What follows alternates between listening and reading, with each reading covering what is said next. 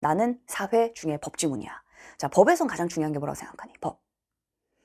법에서 결국 중요한 거 몇 가지가 있는데 일단 기본적으로 너희가 요 세 가지는 반드시 알고 계셔야 됩니다. 이 세 가지를 알라는 건 뭐냐면 수능에서 가장 많이 물어보는 포인트야. 법 지문 속에서 가장 많이 변별의 요소로 사용되는 겁니다. 당연히 알아야 되겠죠. 자, 첫 번째 주체입니다. 한마디로 누구에게 권리가 있고 누구에게 의무가 있고 이러한 행동을 누가 해야 되는지 주체. 자, 두 번째 주체가 많이 나올 때 굉장히 많이 나온다.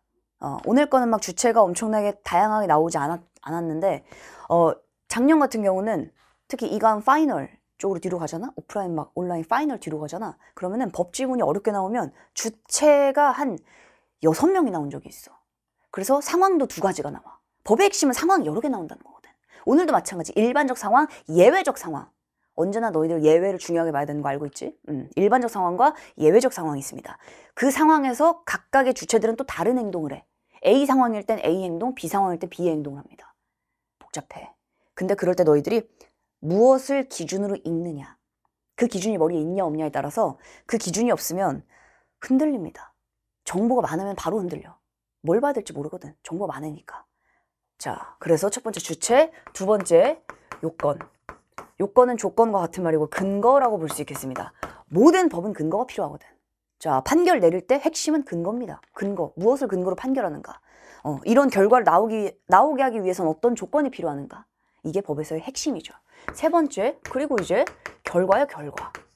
이런 조건, 이런 근거일 때 어떤 결과로 이어지는가 이겁니다. 결국 법에서 핵심은 빵에 가냐 안 가냐. 이게 가장 중요한 거잖아. 자, 이렇게. 그리고 이제 세부적인 내용들은 지문 자체에서 쌤이 짚어드리도록 하겠습니다. 자, 그럼 이제 나로 한번 들어가 볼게. 자, 법이야 법.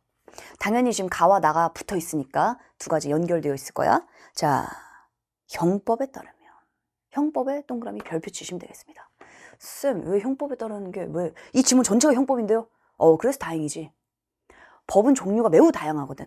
법은 종류가 다양할 뿐 아니라 법은 위계가 존재합니다. 나중에는 뒤로 가잖아? 우선순위도 찾으라고 해. 어떤 법을 먼저 적용해야 하는가? 우선 적용해야 되는가? 헌법이 최상위법이죠. 헌법 밑에 법률 있고 법률 밑에 명령 있거든. 명령 밑에 조례 규칙 있죠. 위계가 있어. 그리고 똑같은 법률이어도 종류가 졸라게 많잖아. 여기서는 다행히 형법이야. 근데 중간에 보면 형법에 따르면 이렇게 적용하고 상법에 따르면 이렇게 적용하고 민법에 따르면 이렇게 적용하고 다르거든. 가장 대표적인 건 간통죄. 간통죄가 지금은 폐지가 됐죠. 근데 어디서 폐지가 된 거야? 형법상 무죄야. 형법으로는 이제 더 이상 처벌할 수 없어. 빵에 가지 않습니다. 근데 민법상으로는 여전히 남아있죠. 손해배상 청구를 충분히 할 수 있거든. 그래서 어떤 법이냐에 따라서 결과가 완전히 달라진다. 한쪽은 무죄, 한쪽은 유죄. 그치? 그래서 중요합니다. 형법 동그라미. 자, 형법에 따르면 범죄가 성립하기 위해서는 다음에 조건들이 필요해.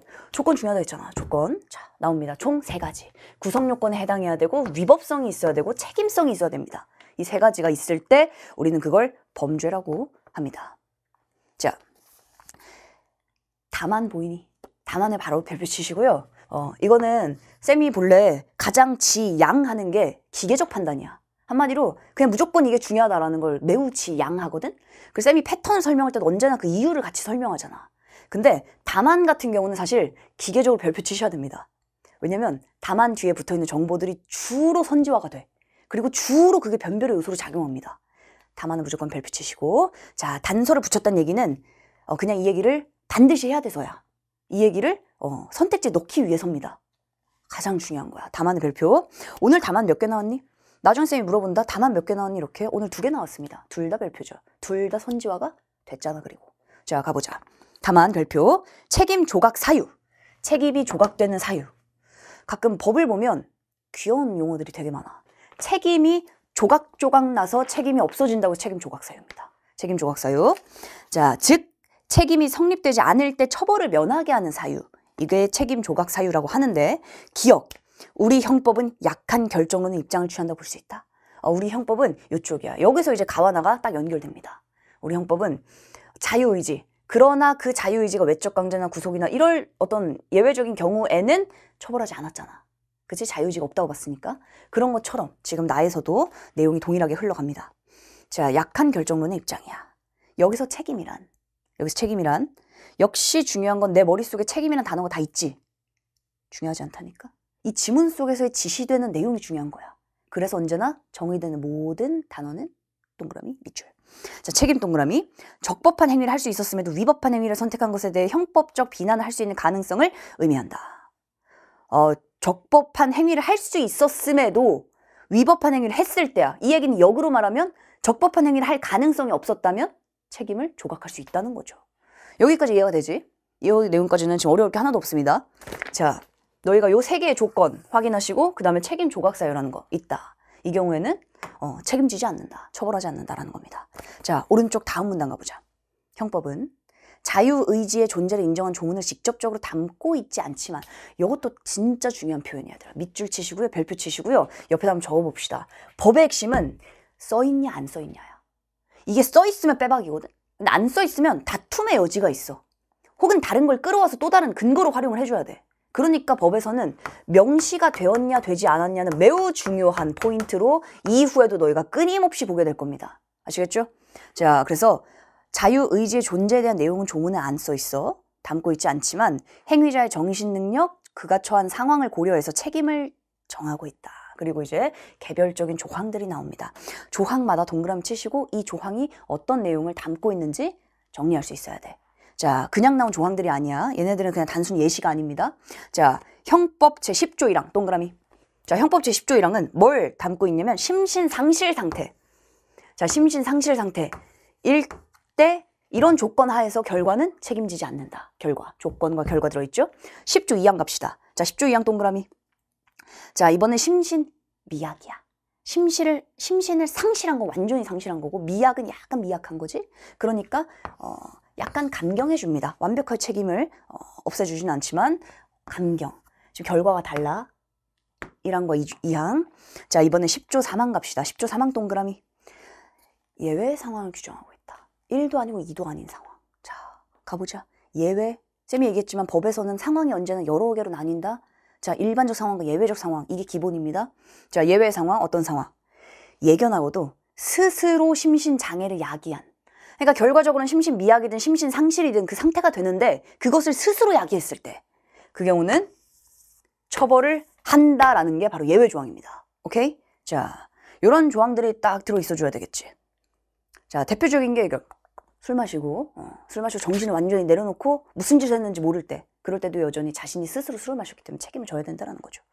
자, 한편 형법 제12조에 따르면, 역시 형법 12조 동그라미, 지금 총 4개의 조항이 나왔습니다. 형법 12조에 따르면 저항할 수 없는 폭력이나 생명, 신체에 대한 위해에 방어할 방법이 없는 협박으로 인해 강요된 행위. 오케이. 자, 폭력이나 협박으로 인해 강요된 행위는 뭐 한다? 처벌하지 않는다. 자, 역시 조건과 결과. 모든 조항이 지금 조건, 결과, 조건, 결과, 조건, 결과, 조건, 결과야. 그치? 자, 그리고 결과들도 다 너희가 읽으면서 그냥 이 조항들을 쭉 내용으로 읽는 게 아니라 정확하게 이런 조건 하에선 이런 결과 정확하게 표시하고 다 남기셔야 됩니다. 공부는 뭘로 해야 된다? 손으로 하는 거거든. 결국 너희가 이후에 선택지를 판단할 때 돌아와서 지문 속에서 확인해야 되는 건 나의 표시인 거야. 명시화 시켜주셔야 됩니다. 그리고 그 표시는 확고해야 돼. 수능의 그날까지. 바뀌면 안 돼. 쌤 제자들 보면 정말 최상의 점수를 받았던 학생들의 독서 지문을 보잖아? 문학 지문 마찬가지. 지문 안에 표시가 굉장히 많습니다. 자신의 표시, 일관된 표시, 매우 명확하죠. 다 밑줄 그라는 얘기 아니야, 알지? 그래서 중요한 지점들을 반드시 표시하시고 어떤 정보를 물었을 때도 어디로든 나는 갈 수 있어야 돼. 자, 그래서 12조에 따르면 이런 조건 하에서는 이러한 처벌이다. 자, 이제 다 왔다. 끝까지 거의 다 왔습니다. 자, 그런데 이 조항은 강요로 인해 불법 행위하는 사람이 스스로 어떤 행위를 하고 있는지에 대한 인식과 행위를 해야 한다는 의사를 지니고 있는 점이나 불법이라는 판단을 할 수 있다는 점은 부정하지는 않는다. 한마디로 폭력과 협박에 의해서 뭔가 부당한 행동을 하고 있지만, 뭔가 범죄와 관련된 행동을 하고 있지만 머리로 안다 모른다? 인식하고 있다는 거죠. 불법인 걸 자기도 알아. 불법인 걸 알지만 폭력과 협박에 의해서 부득이하게 하는 겁니다. 이것 말고는 이 행위를 안 할 방법이 없기 때문에. 자, 다만, 그래서 별표야. 다만, 별표. 강요로 인해 자유로운 선택이 불가능하다는 거야. 이것을 근거로 책임을 조각한다. 한마디로 책임 조각에 사유가 적혀 있는 거죠. 책임 조각에 근거가 적혀 있는 겁니다. 근거는 몰라서가 아니라 강요나 협박이었기 때문이지. 자, 강요로 인했기 때문이지. 그리고 이 지점 바로 물어본 게 뭐겠니? 자, 7번 갑시다. 자, 7번은 정답 3번이지. 그러니까 7번이 정답 3번 놓친 사람들은 사실은 답안만 너희가 명확히 봤어도 근거를 그대로 물었거든. 강요를 받은 행위자는 불법을 인식하지 못한다는 이유로 X 치시고요. 옆에다 다시 한번 적읍시다. 근거라고 씁시다. 근거. 이때 근거는 뭐다? 인식은 가능하고 불법인 걸 정확히 판단할 수 있다. 하지만 강요에 의했기 때문에 책임이 조각된 것이다. 그리고 옆에다 다시금 별표 다만이라고 적고 우리가 요 정도 힌트는 가져가자. 평가원이 힌트를 주면 얼마나 주겠니? 요 정도 힌트는 가져갑시다. 그래서 요 내용들 바로 뒤에 있었던 내용이 지금 7번에 3번에 들어있는 거죠. 3번 X.